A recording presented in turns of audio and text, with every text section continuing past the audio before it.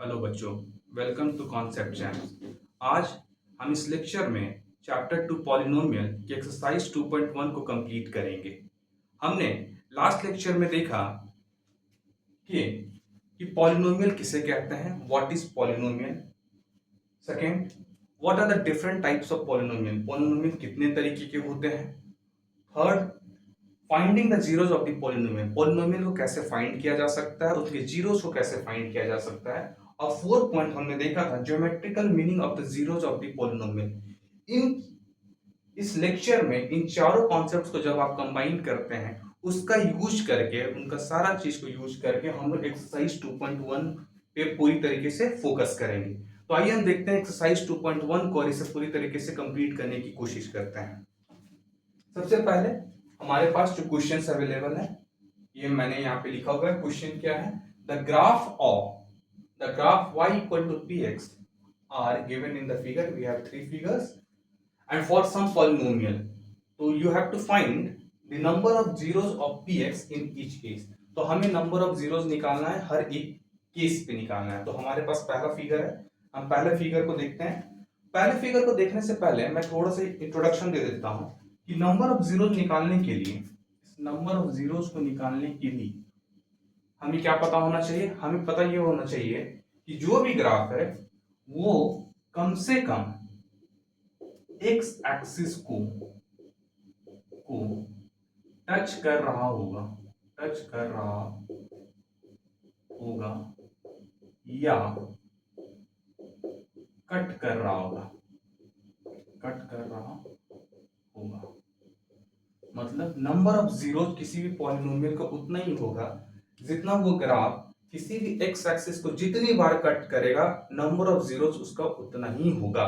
तो हम लोग पहले केस में देखते हैं। हमारे पहले केस में हमारे पास ये जो ग्राफ है, एक्स वाई ग्राफ है हमारे पास, और यहाँ पे एक लाइन है, ये कट कर रहा है। ये सिर्फ कट किसे कर रहा है, वाई एक्सिस को कर रहा है। तो क्या ये एक्स एक्सिस को कट कर रहा है? तो ये एक्स एक्सिस को कट नहीं कर रहा है। तो जब ये एक्स एक्सिस को कट कर ही नहीं रहा है, तो हम बता सकते हैं कि इसका नंबर ऑफ जीरोस कितना हो जाएगा, नंबर ऑफ जीरोस हमारा जीरो हो जाएगा। पहले में कोई दिक्कत नहीं होनी चाहिए।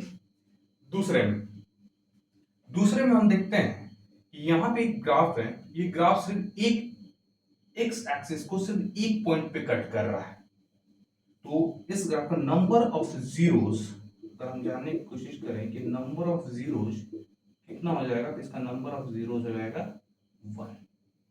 तो दूसरे केस में हमारा नंबर ऑफ जो जीरोस आ गया वो 1 आ गया।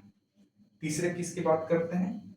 तीसरे केस में हमारे पास ये ग्राफ है, ये इस तरह से ऊपर जा रहा है, फिर ये डाउन होगी, फिर ये एक्स एक्सिस को कट करते हुए निकल जा रहा है। तो हम इस तीसरे ग्राफ में अगर इसका नंबर ऑफ जीरोस जानने की कोशिश करें, नंबर ऑफ जीरोस, तो हमारा जो नंबर ऑफ जीरोस होगा हम इसे काउंट कर सकते हैं, या मैंने पहले बताया एक्स एक्सिस को या तो टच कर रहा होगा या तो कट कर रहा होगा। तो एक पॉइंट यहाँ पे कट कर रहा है, सेकंड यहाँ पे, और थर्ड यहाँ पे। तो हमारा जो नंबर ऑफ जीरोस बन जाएगा वो नंबर ऑफ जीरोस निकल जाएगा। तो आपने, तो हम लोग चौथे केस को देखेंगे, और यहाँ पे देखेंगे कि ये जो ग्राफ है, ये ग्राफ है, ये कहीं पे दो पॉइंट पे कट कर रहा है एक्सिस को। तो हम यहाँ पे नंबर ऑफ जीरोस निकालेंगे, वो जो नंबर ऑफ जीरोस हो जाएगा वो नंबर ऑफ जीरोस होंगे 2।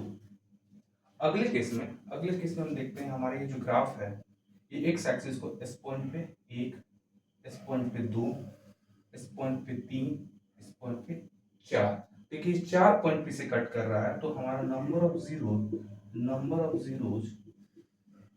4 हो जाएगा। अगले वाले केस पे देखते हैं। अगले वाले केस पे सिर्फ एक ही ऐसा पॉइंट है जहां पे कट कर रहा है, और बाकी के जो दो पॉइंट हो उन दो पॉइंट को वो टच कर रहा है। तो हमने पहले ही बोला था कि नंबर ऑफ जीरोस अगर हमें फाइंड करना है तो किसी भी एक्स एक्सिस को वो टच कर रहा हो या कट भी कर रहा हो तो हम उसे काउंट कर लेंगे और उसे नंबर ऑफ जीरो की कैटेगरी पे रखेंगे। तो एक पॉइंट यहाँ पे हो गया, दूसरे पॉइंट यहाँ पे टच कर रहा है, और एक यहाँ पे 3। तो नंबर ऑफ जो जीरोस होंगे, नंबर ऑफ जीरोस हो जाएंगे 3। तो हमने सारे क्वेश्चंस एक्सरसाइज 2.1 के हमने सारे क्वेश्चंस को देखा और बहुत बारीकी से इन्हें कंप्लीट किया। ठीक है, तो आज के लेक्चर को हम लोग यहीं पे खत्म करते हैं। Thank you.